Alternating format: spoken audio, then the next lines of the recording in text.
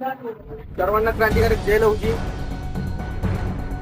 पुणे या ठिकाणी एकोटे कॉलनी या ठिकाणी आपल्या श्रीमती ललिताताई आल्हाद आपल्या समाजाच्या महिला आहेत, ज्या अनेक वर्षापासून राहतात.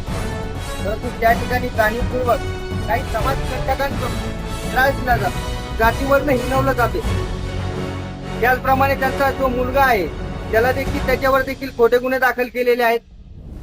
आणि तो सध्या त्यांच्या मुलावर खोटे गुन्हे दाखल केल्यामुळे तो आता बाहेर राहतोय. म्हणजे त्यांचं घर पुरेपूर विस्कळीत झाले. त्यांच्या मुलाला जीवे मारण्याच्या धमक्या दिल्या जातात.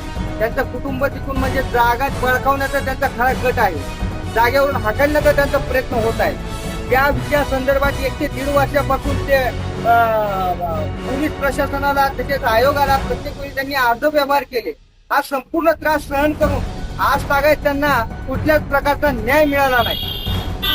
आयोगाचे 2 पत्र आले. त्याचप्रमाणे सीपी ऑफिसला देखील डी साहेबांना जाऊन भेटलो. त्यांनी आश्वासन दिले तात्काळ गुन्हा दाखल करून द्या.